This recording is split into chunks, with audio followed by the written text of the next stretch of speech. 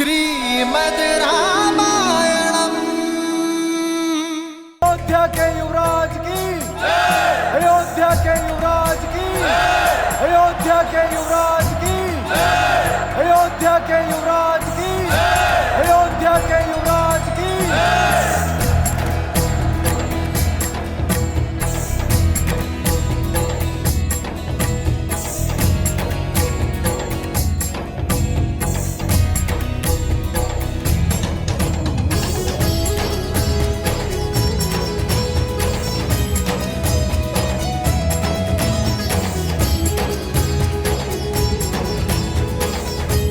अयोध्या वासियों, ये वो स्वप्न है जो वर्षों से मेरी आंखों में रमा था।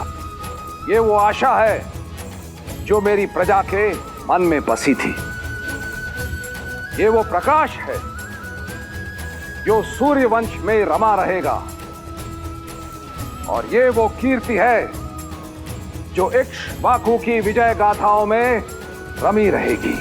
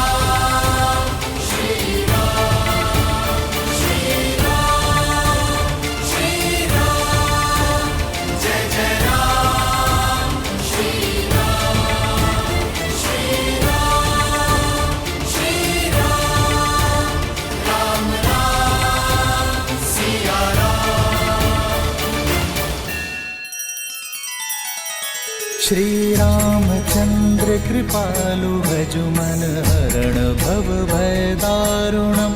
नव कंज लोचन कंज मुख कर कंज पद कंजारुणम्। सिया राम, सिया राम, सिया राम, सिया राम। आदर्श और मर्यादा की है ये कथा महापावनम्। काट मद श्री से मिला दे श्रीमद् रामायणम्। श्रीमद् रामायणम्। सिया राम, सिया राम, सिया राम, सिया राम।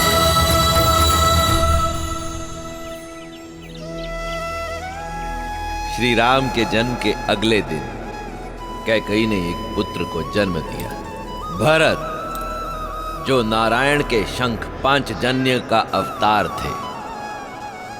और उसके अगले दिन देवी सुमित्रा ने जुड़वा बालकों को जन्म दिया।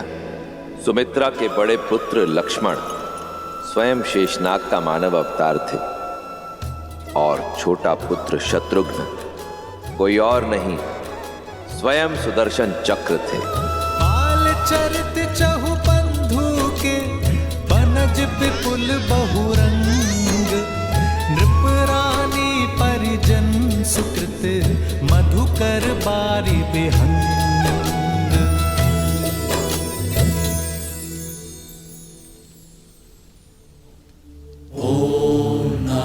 शिवाय ओम नमः शिवाय नमः शिवाय नमः शिवाय नागेन्द्रहाराय त्रिलोचनाय भस्मान्तरागाय महेश्वराय नित्याय शुद्धाय दिगंबराय तस्मै नकाराय नमः शिवाय। श्री रामचंद्र कृपालु भजु मन हरण भव भय दारुणम् भव कंज लोचन कंज मुख कर कंज पद कंजारुणम् अटपीत मानहु तड़ित रुचि शुचि नामि जनक सुआवरम्। श्री राम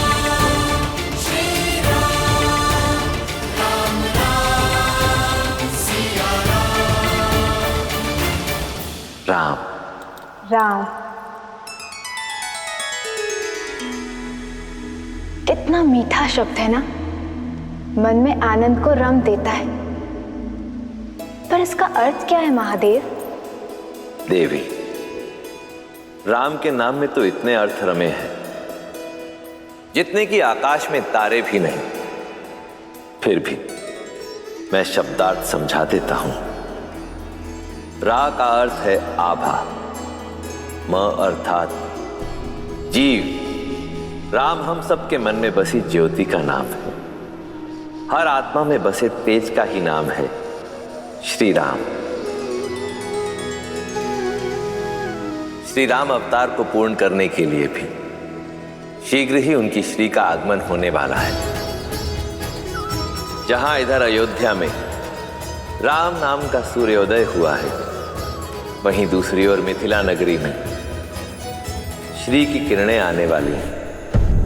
मिथिला, जहां से ज्ञान का प्रकाश पूरे भारत में फैलता था, पर जहां 12 वर्षों से अकाल ने अपने पांव पसारे हुए थे। किसानों की आंखें आकाश ताकती थीं कि कब मेघ आएंगे, पर कुछ बरसता था तो केवल सूर्य का ताप। पशु पक्षी मवेशी प्राण त्याग रहे थे और मनुष्य बनते जा रहे थे पिंजर। जो नगरी अज्ञान दूर भगाती थी, अब वहां की प्रजा वहां से पलायन को विवश थी, और सबसे अधिक विवश हो रहे थे राजा जनक।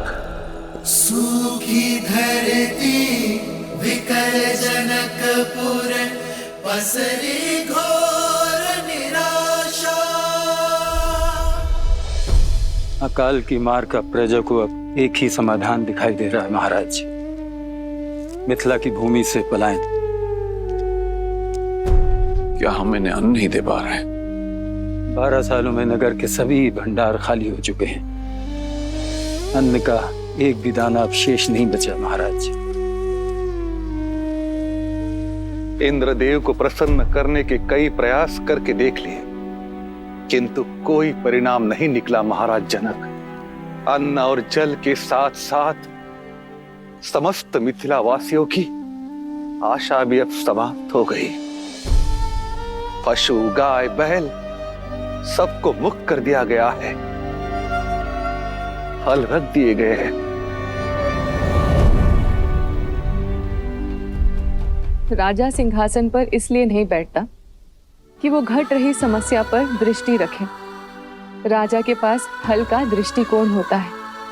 प्रजा राजा पर विश्वास रखती है, तो राजा को उनकी आस नहीं टूटने देनी चाहिए। राजन, अब आप क्या करेंगे? वही जो राजा का धर्म है। प्रजा ने हल रख दी है, राजा को हल ढूंढना होगा। प्रजा में कोई आस लौटानी होगी।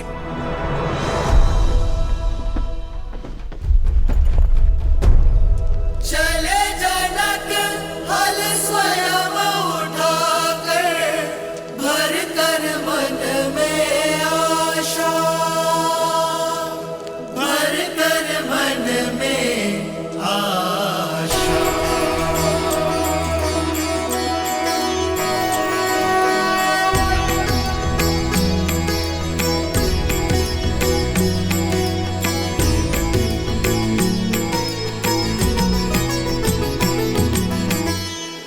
हे महादेव, मैं नहीं जानता कि मैं सफल हूंगा कि नहीं,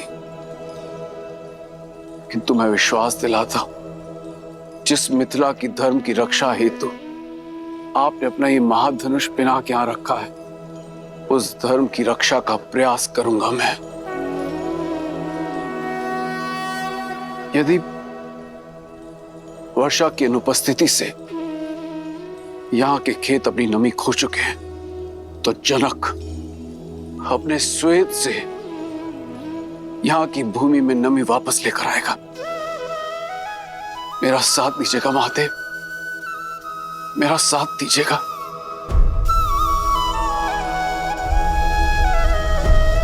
हर हर महादेव, हर हर महादेव, हर हर महादेव, हर हर महादेव।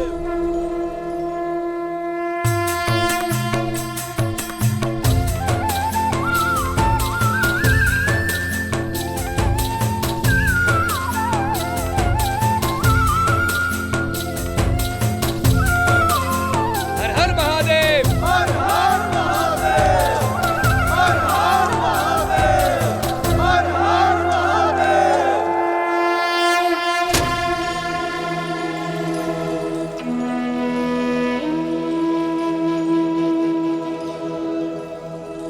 चले जनक हल स्वयं उठाकर, भर कर मन में आशा।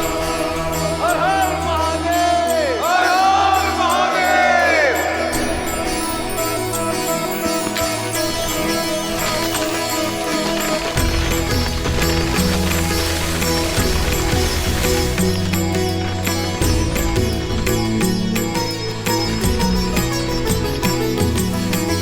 बंजर भूमि कृपहल चलाए, चारु कलश में संतति पाए। छवि को देख आनंदित राजा, बरसन लगे नैन बरसे आकाशा।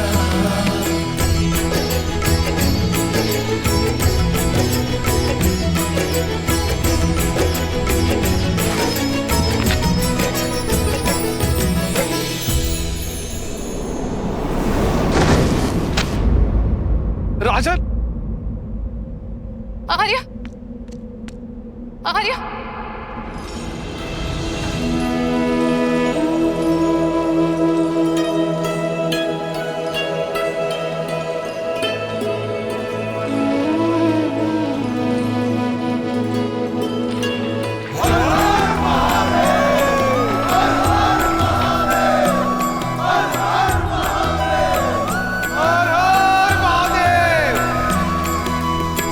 बंजर भूमि कृपहल चलाए,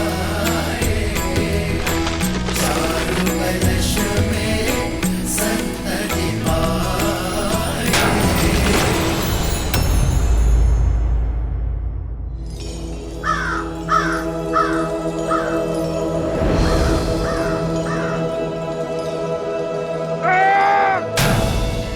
कोई पाषाण टकराया है कदाचित।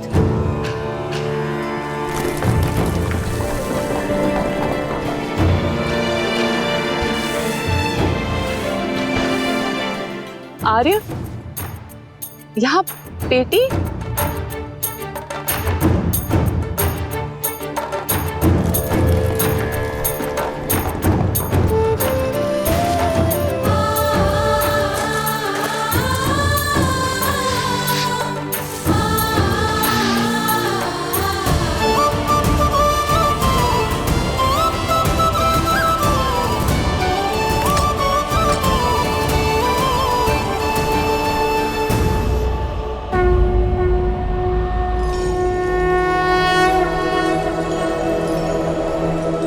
जनकपुरी है उमंग अति भारी, सुख समृद्धि रूप सिया सुकुमारी। बेटी में संतान? दिव्य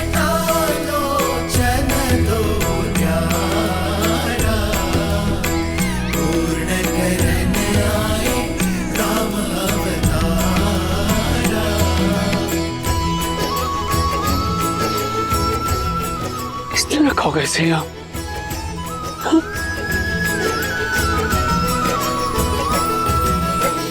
किसकी कन्या है ये? क्या कोई जानता है?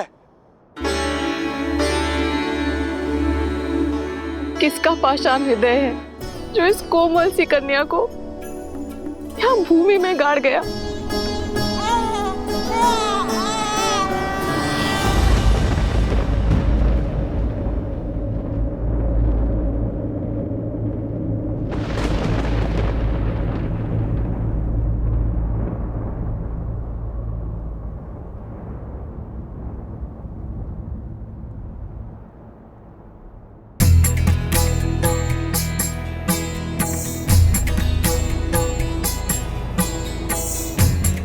राजन, ये कोई साधारण कन्या नहीं, दिव्य है।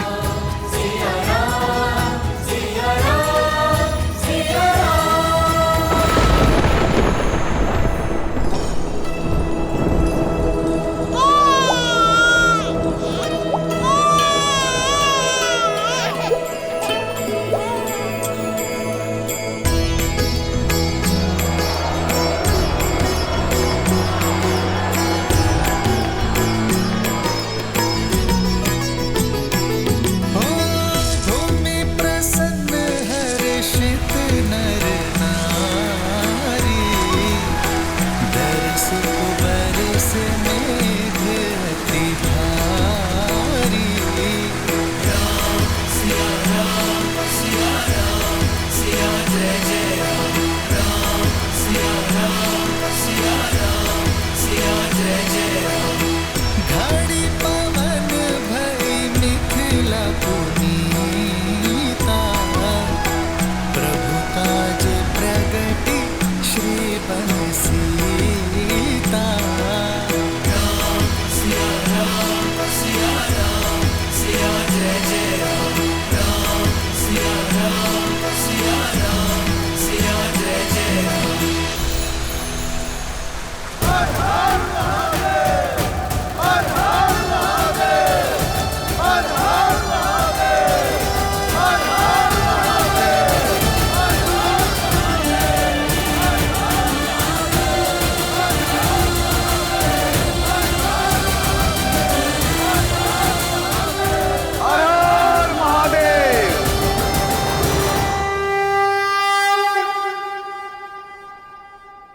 हे महादेव, मैं नहीं जानता कि कन्या कौन है, किंतु मेरा विश्वास है कि ये आपका आशीष है। जो कामना मेरे मुख से शब्द बनकर निकली वो आपने पूरी की, और जो मन में थी वो भी। आपने मिथिला को जीवन दिया है प्रभु, और मुझे जीने का सहारा। हे महादेव, मैं आपके इस पवित्र धनुष को साक्षी मानकर इस कन्या को अपनी आत्मजा स्वीकार करता हूं।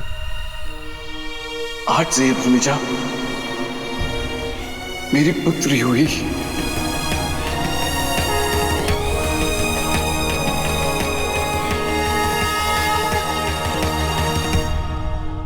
राजन, ये कन्या आज वैशाख मास के शुक्ल पक्ष की नवमी तिथि पर कुंभ राशि में इस संसार में आई है।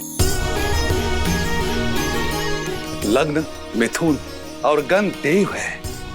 इसी कारण इस सुकन्या का नाम वर्णमाला के सा अक्षर से होना चाहिए। स से हल्के सीत के प्रार से प्रकट हुई है। मैं इसे नाम देता हूं सीता।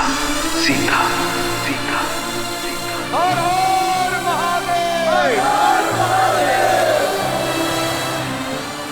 महाराज जनक की पुत्री जानकी, समस्त मिथिला में प्राण लाने वाली मैथिली, विदय का प्रकाश, वैदेही, मेरी भूमिजा,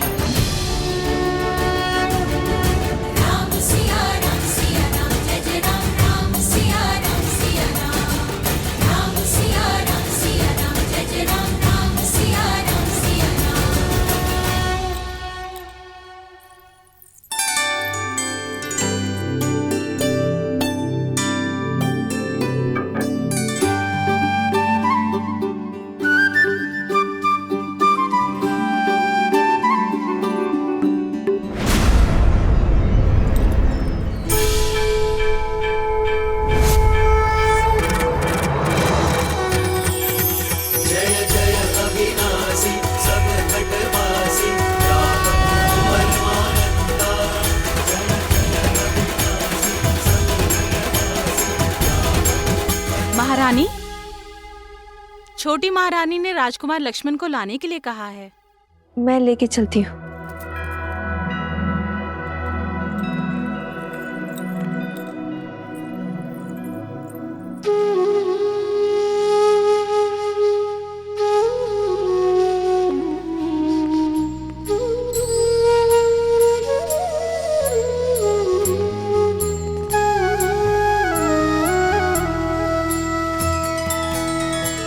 भगवान के अवतार का केवल नहीं गुणगान है, कैसे नारायण बने नरेश का पावन ज्ञान है।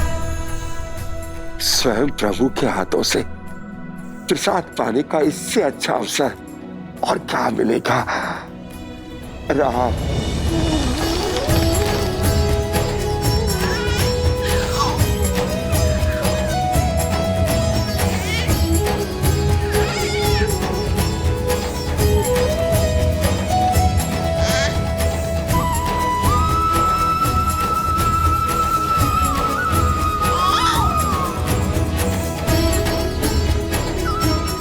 राम,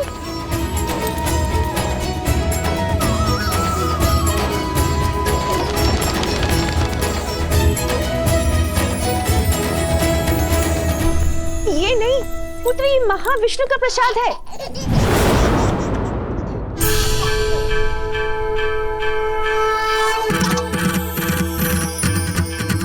जय जय अविनाशी सब घटवासी व्यापक परमानंदा।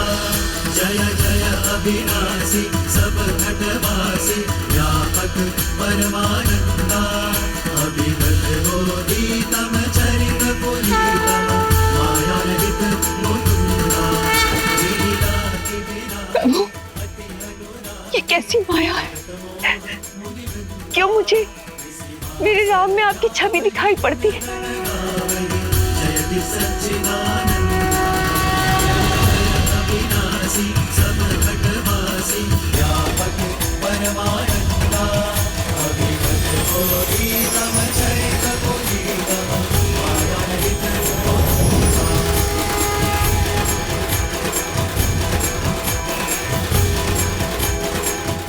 उत्तर आपके अतीत में छुपा है देवी कौशल्या। सतयुग में आप मां शतरूपा के रूप में जन्मी थी और महाराज दशरथ मनु गोमती नदी के तट पर कठोर तपस्या करके आपने मुझे प्रसन्न किया देवी। शान्ताकारं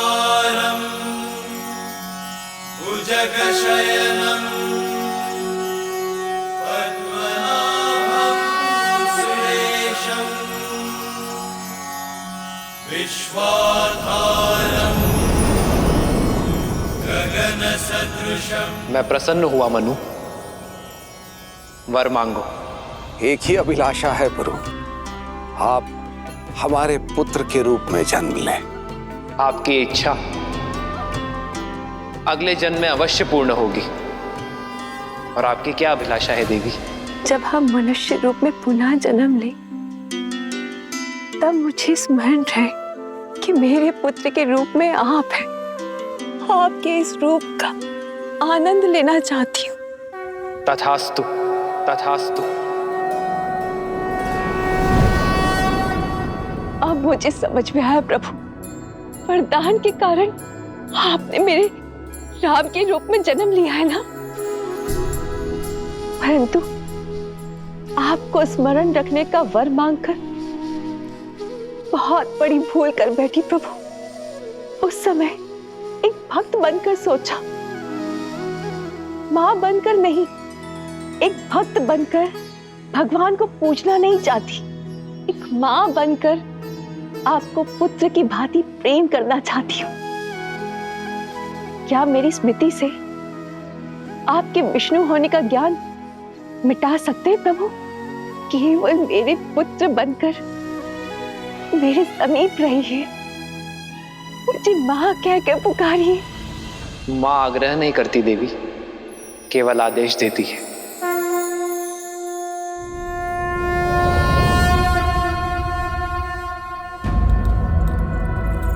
माँ, भगवान के अवतार का केवल नहीं गुणगान है, कैसे नारायण बने नर इसका पावन ज्ञान है।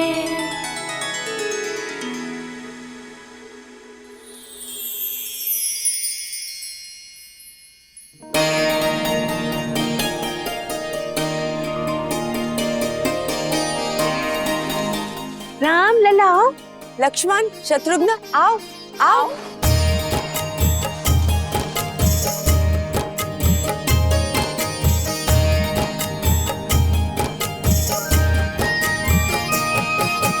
ठुमक ठुमक ठुमक ठुमक ठुमक ठुमक ठुमक ठुमक ठुमक चलत रामचंद्र ठुमक ठुमक ठुमक चलत रामचंद्र बाजत पैजनिया बाजत पैजनिया ठुमक चलत रामचंद्र बाजत पैजनिया बाजत पैजनिया।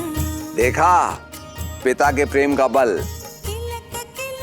पिता के प्रेम का बल नहीं, ये पिता का छल है। चलिए हमारे पुत्रों को हमारे पास आने दीजिए।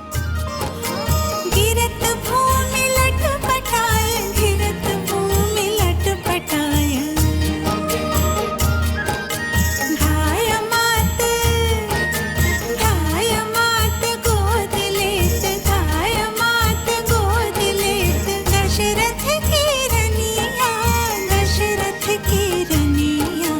ठुमक चलत रामचंद्र बाजत पैजनिया, बाजत पैजनिया। समय पंख लगाकर उड़ रहा था। राम के आनंद में 8 वर्ष कब बीत गए किसी को आभास तक ना हुआ। श्री रामचंद्र कृपालु भजु मन हरण भव भय दारुणम्। श्री रामचंद्र कृपालु भजु मन हरण भव भय दारुणम्। नव कंज लोचन कंज मुख कर कंज पद कंजारुणम्। गंधर्वागणित अमित छवि नव नील नीरद सुंदरम्।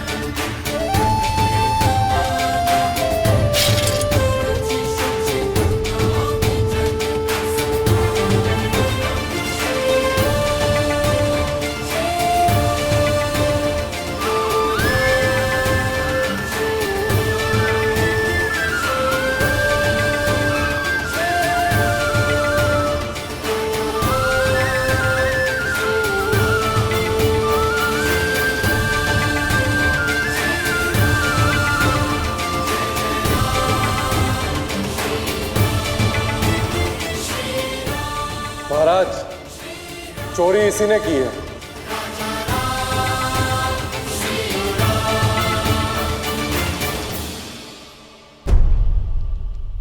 पर पिताश्री, हमें इससे पूछना चाहिए ना, इसने चोरी क्यों की? अपराधी, कुमार के प्रश्न का उत्तर दो। तुमने चोरी क्यों की? भूख महाराज, व्यापार ठप हो गया, संतान की भूख देखी नहीं गई। पिताश्री, आप कहते हैं ना कि प्रजा भी हमारी संतान होती है। इसे दंड नहीं, अवसर की आवश्यकता है।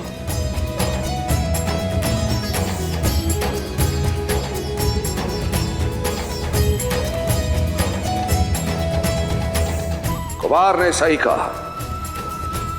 यदि संतान भूखी है तो दोष पिता का है। अयोध्या राज्य में यदि कोई भी भूखा है तो राज्य का कर्तव्य है कि उसे अनाज दिया जाए। इसे मुक्त कर दो और भंडार गृह में प्रहरी नियुक्त कर दो। महाराज दशरथ के न्याय की, महाराज दशरथ के न्याय की, महाराज दशरथ के न्याय की।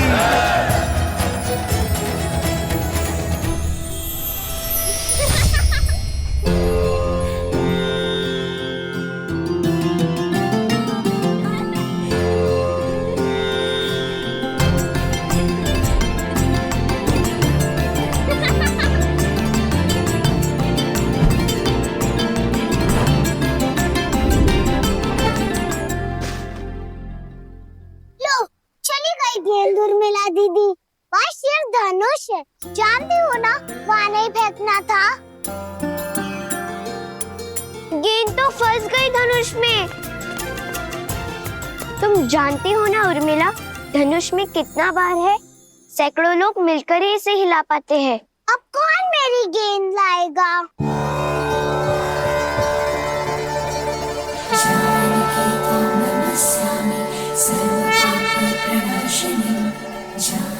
उर्मिला, वो देखो।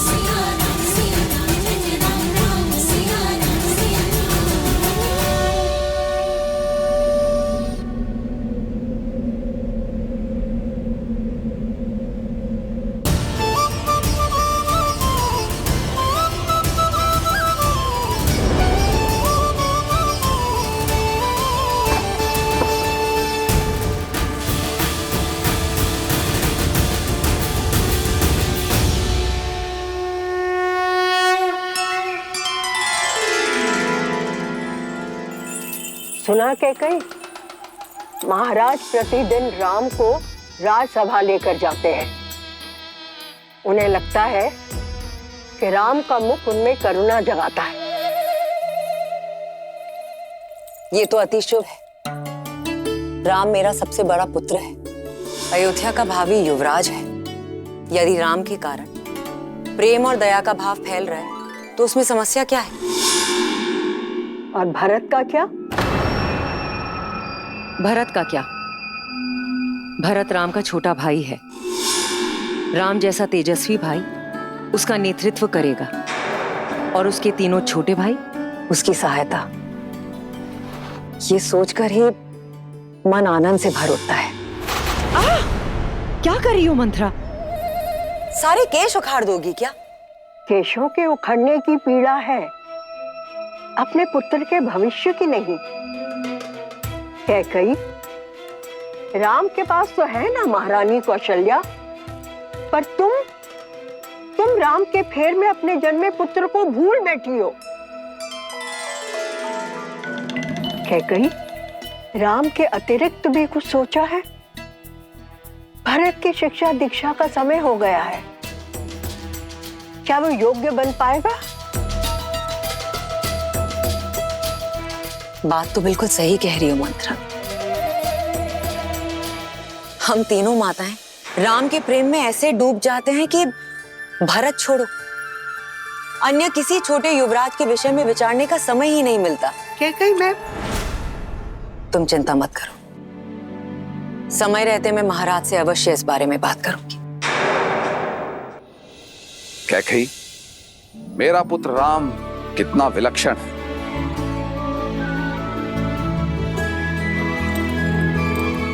वो तो है, और जो विलक्षण है उसकी शिक्षा और दीक्षा भी विलक्षण होनी चाहिए। महाराज, राम और उसके भाइयों के गुरुकुल जाने का समय आ गया है।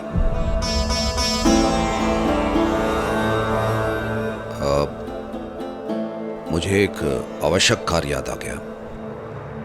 महाराज,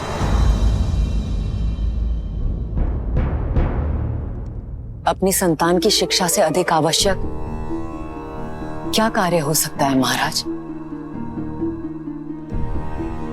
महाराज, हम अपने उत्तरदायित्व से नहीं भाग सकते। मैं राम से दूर नहीं रह सकता। राम का वियोग मुझसे नहीं सहा जाएगा। कैकेयी, तुम जानती हो गुरुकुल का वास 8 वर्षों का है, 8 लंबे वर्ष। मैं अपने पुत्रों से दूर नहीं, मुझसे नहीं हो पाएगा, नहीं हो पाएगा मुझसे।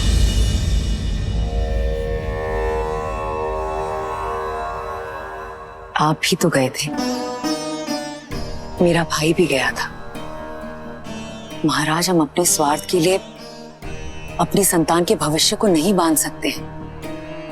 एक चिड़िया भी अपनी संतान को उड़ना सिखाती है, उसके पंख नहीं काटती। आप बताइए मुझे, समस्या क्या है? हम इस बारे में बाद में बात करेंगे। महाराज,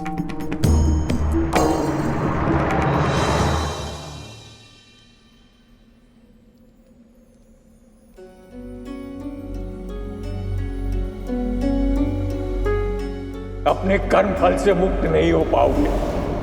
तुमने 2 अंधों के जीवन का सहारा छीना है। श्रवण की भांति अपने धर्म रक्षक पुत्र के वियोग में तरस तरस कर मरोगे तुम। पिता महाराज,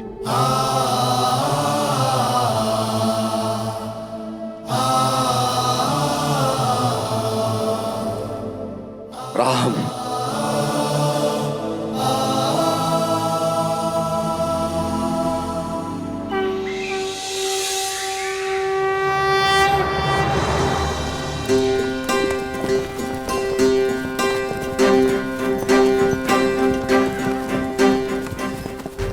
या कस के पकड़ो, आंखें लक्ष्य पर,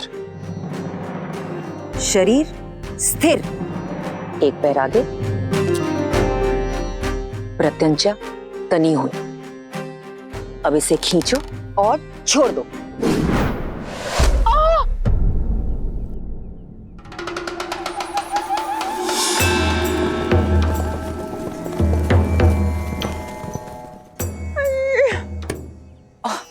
मंत्रा मर गई। क्या कर रही थी वहां छिपकर? अवश्य चोरी से छुपकर कुछ खा रही थी तुम। नहीं कैकेयी, मैं चोरी करने नहीं आई थी, नींद तोड़ने आई थी। लेकिन तुम्हारे इस दुष्ट राम ने ना मेरे प्राण हर लिए। मंत्रा, सावधान, सावधान, जो मेरे राम को दुष्ट कहा। खिलौने वाले बाण से किसी को चोट लग सकती है क्या? और यदि ये बाण सत्य का होता तो? किंतु सत्य का नहीं है। अब जाओ यहाँ से। क्षमा, मेरी भूल को क्षमा कर दीजिए मंत्रा दादी। हट। अगर लक्ष्य साधना नहीं आता क्यों बाण चलाते हो? मंत्रा, हाँ।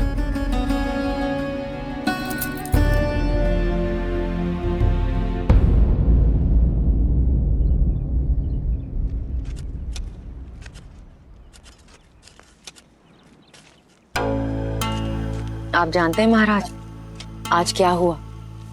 आज मैं कुमारों को बाण चलाना सिखा रही थी। भूल से राम का बाण मंत्रा को लग गया। मंत्रा ने ऐसा अभिनय किया जैसे सच में चोट लगी हो। मैंने तो उसे डांट के भगा दिया, किंतु राम बहुत दुखी हो गया था। कह रहा था अगर ये वास्तविक बाण होता तो किसी निर्दोष की जान जा सकती थी। कहता है बिना जांचे कभी बाण नहीं चलाएगा।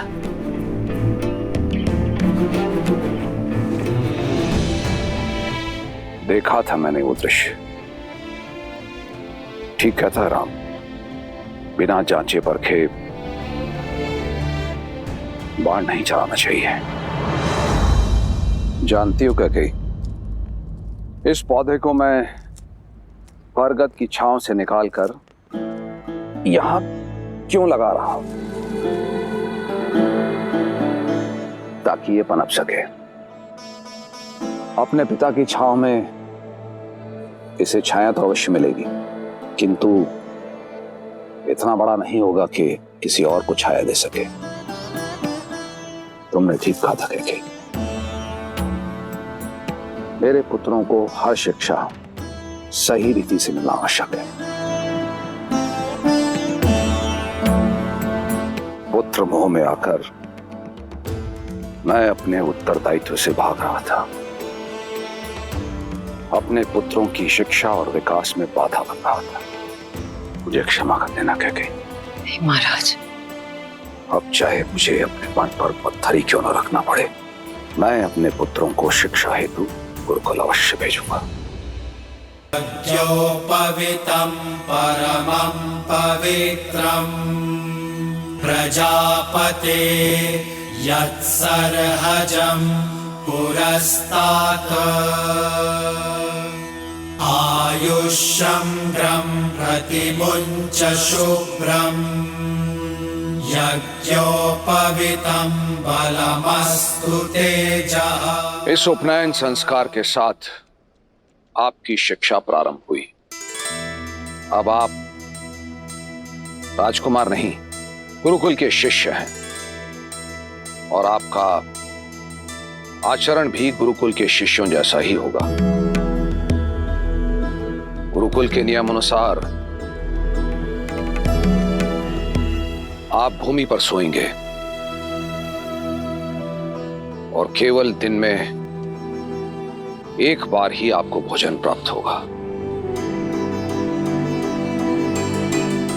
आपको अपना संपूर्ण समय गुरुकुल की शिक्षा और जन सेवा को अर्पित करना होगा।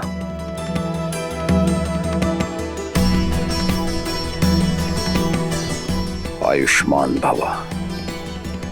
पुत्र, अपना ध्यान रखना। जी पिताश्री, मैं अपना और अपने भाइयों का ध्यान रखूंगा। राम, आज से गुरुदेव तुम्हारे पिता और उनकी पत्नी अरुंधति तुम्हारी माता। उनका आदर, आज्ञा का पालन और सेवा करना ही तुम्हारा धर्म है पुत्र। एक वीर योद्धा बनकर लौटना पुत्र, जिसका हर बाण लक्ष्य साधे। वो रघुवंशी बनना जिनका धर्मी रक्षा और सेवा हो। आयुष्मान भव, प्रसन्न रहो।